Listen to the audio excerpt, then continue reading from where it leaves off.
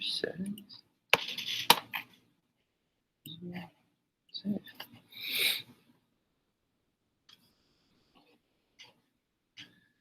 Yeah, record, present. We're good. Cool. All right, so bell ringer for today, just reviewing information that we went over yesterday. So if you weren't here, just pay attention when we go over it, I guess. So describe Freud's psychoanalytic theory and his iceberg method. Went over that yesterday. Still creating the assignment for Freud then. So I might actually get to it maybe in the upcoming chapter because we're going to discuss and go over him again.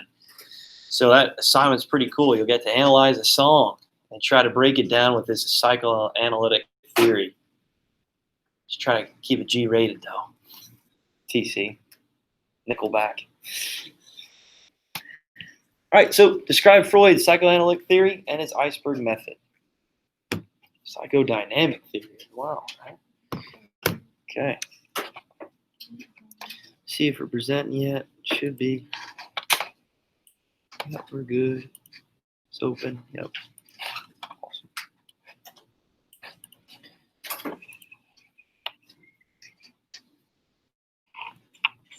If you want to, you can draw the iceberg. That might be helpful.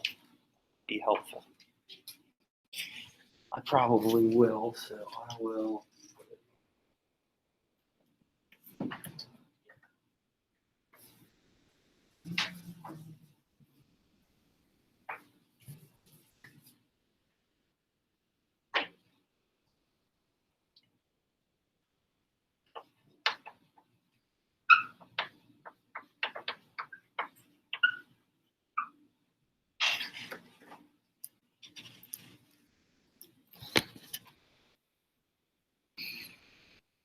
So remember, we have current events, Alex, Kinsley, and Sarah. You'll all go Friday, okay? And then we have our vocab quiz on Friday. So vocab terms are due Friday. For those of you at home, please submit them by Friday. If you have them done now, just email them to me. That would be great. For those of you in here in the class, I'll just come around and check them.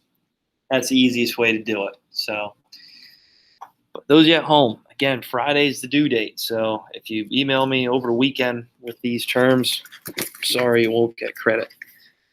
So email them to me by Friday. If you haven't done now, email them to me. That'd be great. What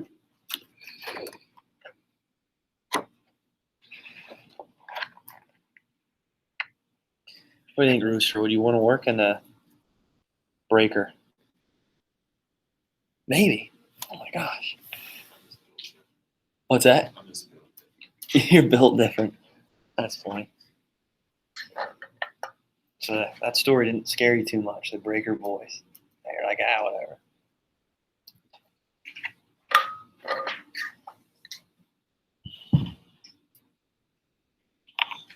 $0.75 a day. Whew. Gosh.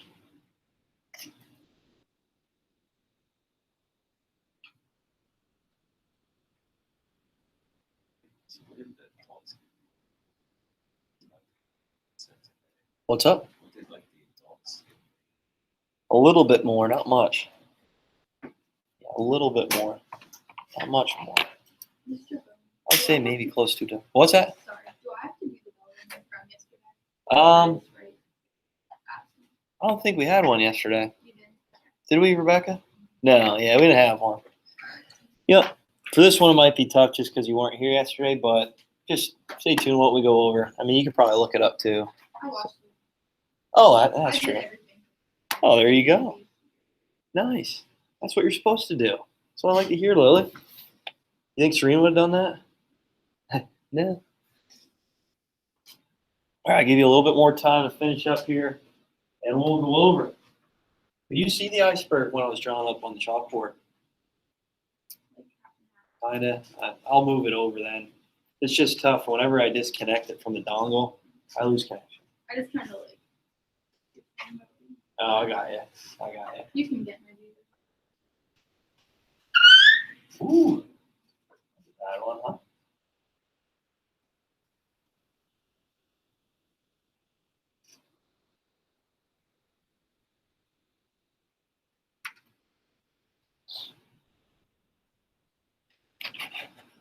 If it's still recording, it should be good.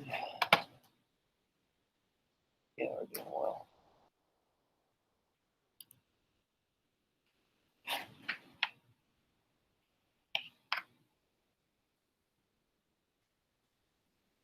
Need more time? We good? You'll see some people typing, so I'll wait. I'll hold off yet.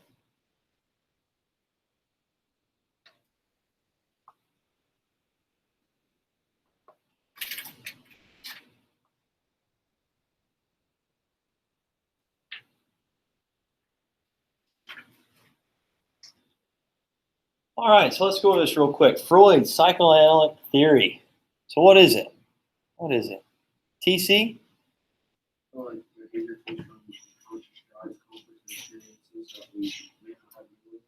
Yeah, good job. Good job. So our unconscious drive is pushing our daily actions, right? Our personalities, our characteristics. Okay, this unconscious drive is just pretty much determining who we are, right? Okay, good. Good job. And where's the unconscious found on the iceberg here? TC? What's that? In the bottom, yeah. Good job. Underneath the water, right? Okay, because we're trying to hide some of these desires, these pleasures, right? That in our unconscious that we're trying to keep away from public perception, I guess you could say, right? So the unconscious, right down here. Good. What is another name that he labels it? What's the other name? Rooster? The ID. Good job. Some people say it, but ID sounds more better for me. Okay. And I mentioned it before, but what is found in the unconscious mind, the ID? So what kind of traits? Kinsley? Pleasures, inner drives. Yeah, good job. So pleasures, right?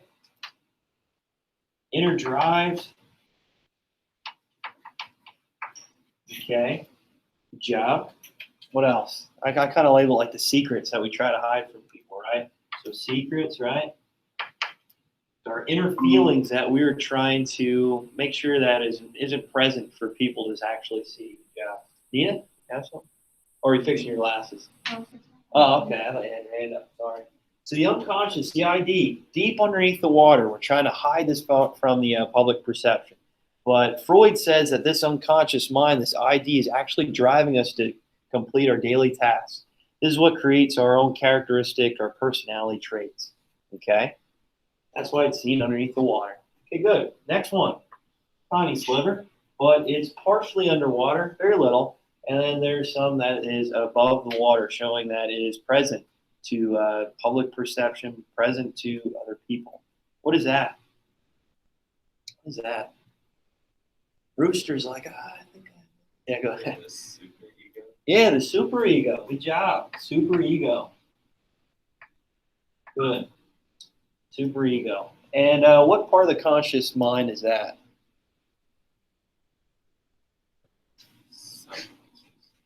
What's that? The subconscious. Subconscious? Okay, you're right on the right track. We call it preconscious mind. But yeah, subconscious. Yeah. But preconscious mind.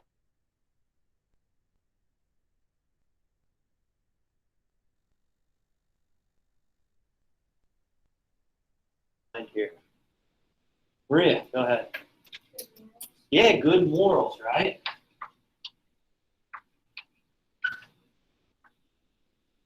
I guess to say moral characteristics.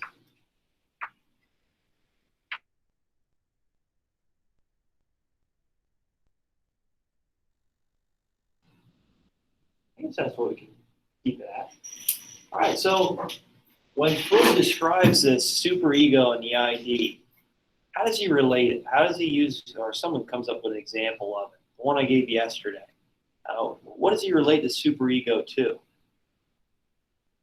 Lily?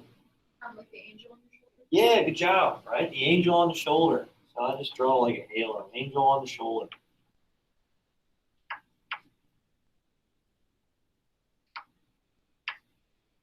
Okay, and then the ID would be what?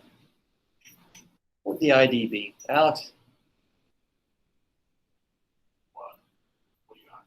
So the preconscious, the superego, right, is the angel on your shoulder. So what would the ID be? The devil, right? So your inner drives, these secrets, these pleasures that you want to try to hide from people, but it's still driving your everyday life. Good job. Some devil on your shoulder. Good.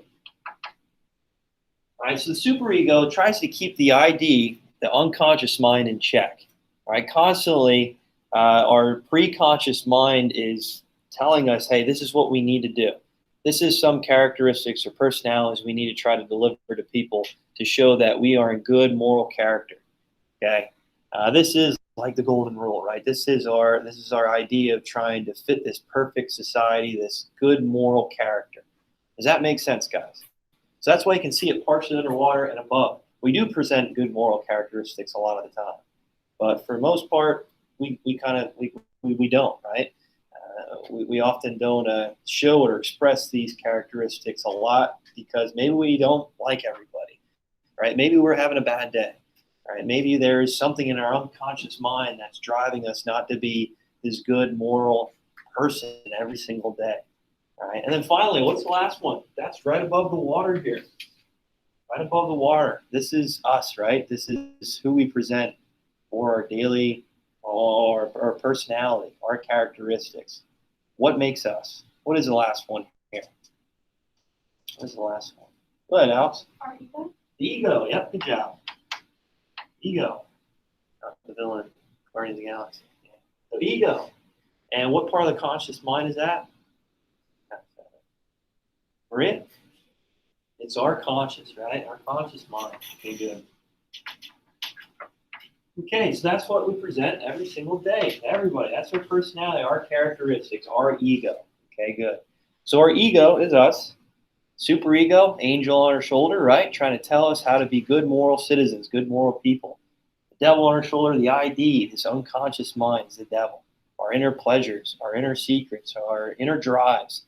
That's fueling us through our day and driving our everyday characteristics. Okay, good. All right.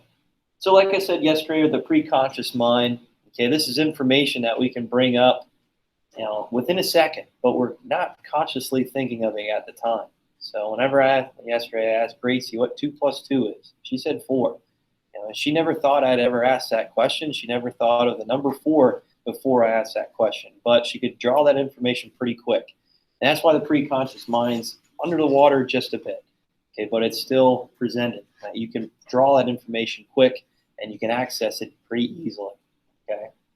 All right, is there any questions on that, guys? Freud's iceberg. Make sure you guys remember the ego, superego, the ID, and certain characteristics with that, right? Where the preconscious is, where the conscious mind is, and the unconscious, and how it relates to the iceberg, okay? I know there's a lot there. I know there's a lot. All right, finally, last thing with Freud before we move on is how do we build relationships with his perspective of psychology? So how do we build friendships? How do we reach out to find a partner in life? Who do we try to relate these characteristics, these personalities with? I know I went over this yesterday. Alex? Our parents, right? Our guardians, right? Someone who we look at as this comforting person. Okay, someone that we can feel comfortable around, someone that we can feel trust with. Okay, so we always try to find partners that resemble our parents, our guardians, someone that we find close and like I said, feel comfortable with. Okay, all right, good. Is there any questions on that? All right, we're good. So again, I'll post that assignment probably in the near future when we go over this a little bit more in depth about the psychoanalytic theory, and I think that assignment you'll find is pretty fun. Okay, so I'll get to that a little bit later. All right, I'll let you guys work on vocab just for a little bit before I move on. I want to talk about behaviorism today. Behaviorism, and just 3 psychologists who paved the way for this approach. So classical conditioning, operant conditioning. Okay, what does that mean? I don't know. We'll find out. And then observable traits. Okay, how our environment creates our personality, creates our characteristics, who we are. So you work on vocab for just a little bit, and then we'll move on. Yeah. Okay.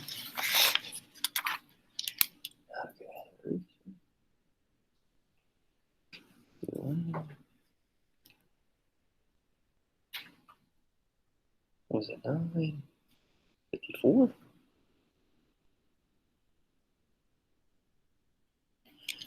All right, sir.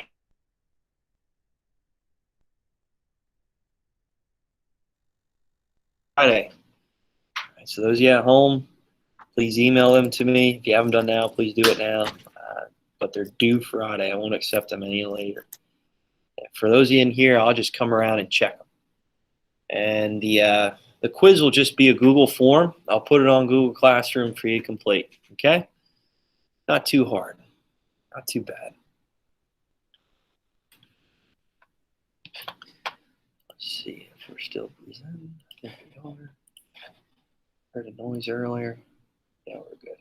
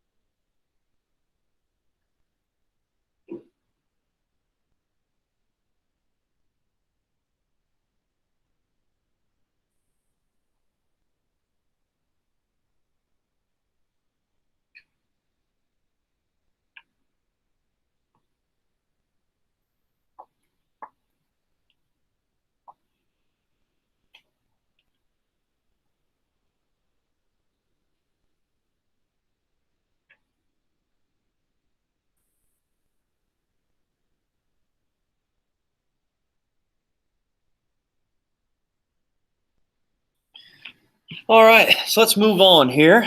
Let's move on. So I'll give you some time here to read over some of this information when I'm done discussing it and presenting it, just to really fully know what we're talking about here. But I want to go over it first. Okay, I want to go over it first.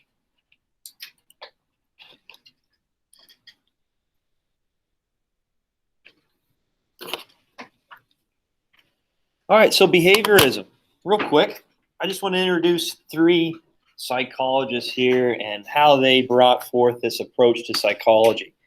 Okay, so with behaviorism, this is a approach to psychology where we can maybe predict behaviors by introducing certain stimulus. Okay, so how we can try to predict someone's behavior, personality, how we can maybe mold someone into something by presenting information or stimulus to them. Okay, so Watson, I'll just talk about him real quick. So Watson tried to predict how he could try to change someone's personality by just introducing something in their environment. Maybe create a phobia. Maybe you create a fear for someone by introducing at a young age something in their environment. Introduce them to a stimulus. Introduce them to something that might alter their personality. Okay, so he did a test. It's called the Little Albert experiment. All right, so next chapter, I'll give you some experiments. You're going to research them and try to make a presentation to explain it to the rest of the class. But the Little Albert experiment is interesting. So he thought, you know what? I'm going to try to predict behavior and try to change or create a phobia for someone in the future, which is very, very unethical looking back at it now. Okay, so he actually created a huge fear for this one child at a very young age, and that person hated rats the rest of their life because of this test. So yeah, it was unethical, but he really proved that, you know what, maybe there's a little bit more to nurture, right? Nature versus nurture than what we think or believe, right? Remember, that's a big argument, nature versus nurture. So he's like, you know what, I can change or create a phobia, a fear for this person. So they had little Albert, okay, as a baby, and they introduced a rat. Okay, they just put a rat right in front of him in like a cage. And the baby was just presented this rat, and he's just watching it. And all of a sudden, he comes in the background behind the baby and uses just a loud banging noise, just banging sounds. So the baby starts crying, right? So the baby hears a sound and sees a rat, and obviously he is going to feel a little bit of uneasiness, an uncomfortable situation whenever he sees rats. Like he hears noise, loud, banging noise that makes the baby cry.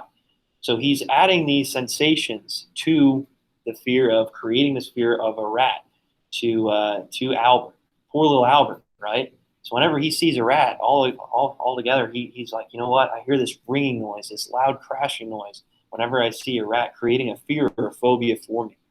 So Watson actually just created a huge fear for this baby for the rest of his life. Poor little Albert, right? So he thought, you know what, I can change someone's nurturing effects, their personality, their characteristics, create a phobia for this person at a very young age. That the environment around them can be, could alter their personality. All right, so that's one. Watson, just remember the little Albert experiment, okay, with the rat. Another one, Ivan Pavlov, okay, with classical conditioning. I'm sure you guys have an example of this in everyday life with if you have a pet, or if you, I don't know, I often try to do it with my dad every now and then, which I'll describe. Okay, but Ivan Pavlov's famous Russian psychologist in the mid-1800s who thought, you know what, we can maybe try to condition certain organisms, people, certain things, okay? So his experiment was with dogs, okay? So obviously dogs love food, right? They salivate, they start panting whenever they see or smell food. My cat especially, whenever I grab the bag out of the one drawer, he's jumping up and down, meowing, clawing my legs, like, oh, I want the food. He's running around, pushing his plate closer to the food. It's funny. It's pretty funny to watch. But Pavlov, he was eating one day, and he's eating with a fork, and you know whenever you hit your fork off the plate, okay, whenever you hit the fork off the plate, it makes a weird like dinging sound. Okay, and his dog would come right next to him and start salivating. And he's like, you know what? Maybe this dog, I can condition this dog to salivate whenever he hears the ringing of the fork off the plate. Okay, it's maybe not just the food. Maybe I can have him salivate over a neutral stimulus. This neutral stimulus is the ringing sound, right? Okay, we'll get into this more in detail next chapter. Okay, so he created this experiment where he rings a bell every time he presents food to his dog. So right when he's about to lay the food out, he rings a bell. So what do you think the dog's going to do whenever he hears the bell ringing? Alex? It's going to salivate, right? So he does this over a period of time, maybe a couple days in a row, a couple times throughout the day. So he rings the bell, the dog knows, puts his head up, starts salivating when he sees the food. He's like, you know what? This dog is salivating over this neutral stimulus, over the bell ringing. Same thing with my cat. Whenever I go up to the drawer, I grab the bag of food, and right when he hears the noise, the shaking of the food inside the bag, he's jumping up and down, running towards his plate because he knows he's going to get fed. You guys have examples of that, right?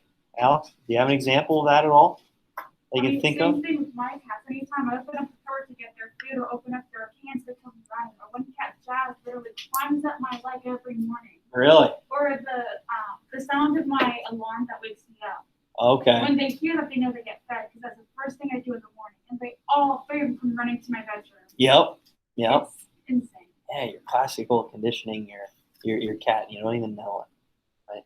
Any other examples that you have? Go ahead, Megan. It's not really a sound, but even when we're not actually cooking, if my dog sees somebody in the kitchen, she'll come running and she'll start begging.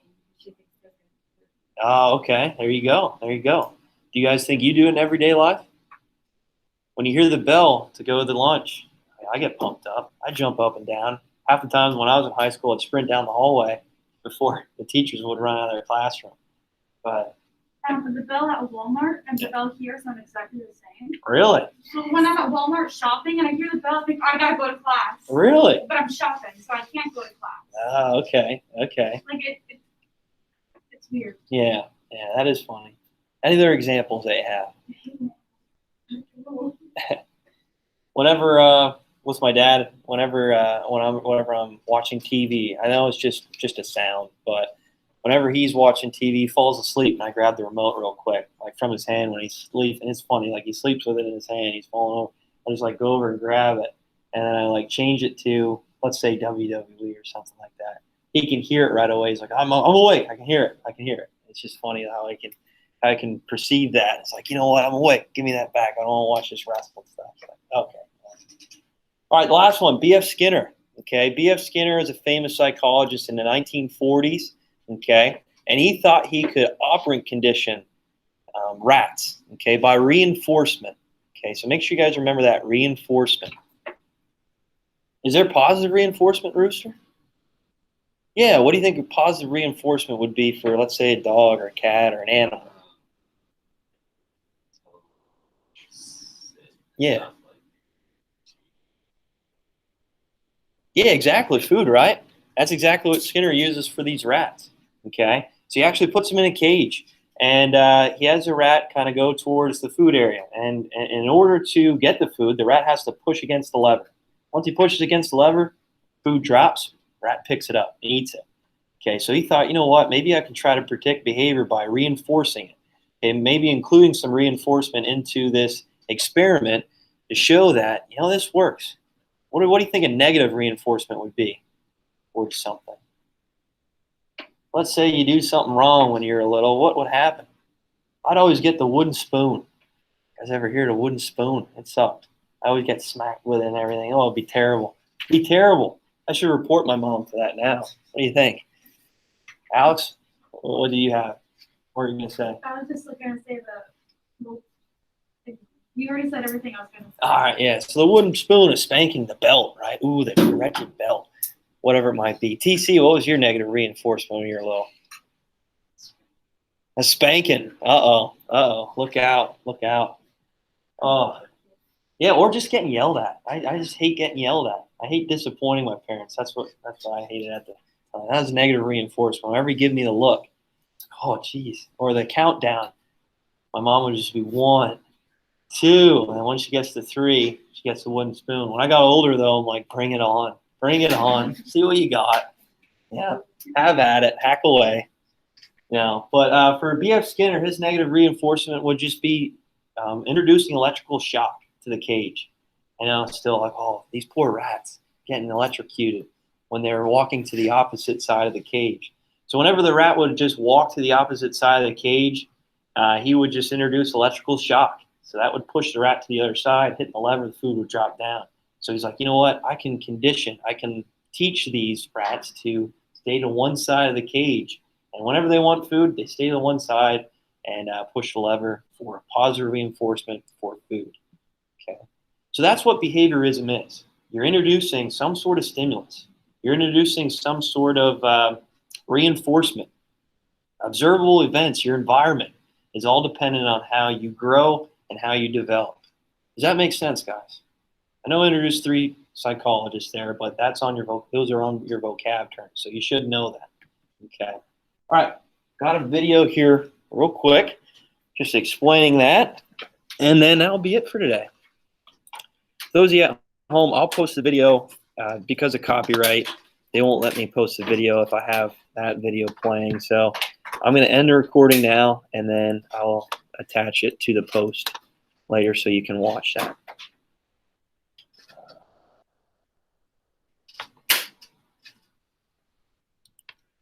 That works. All right. 40.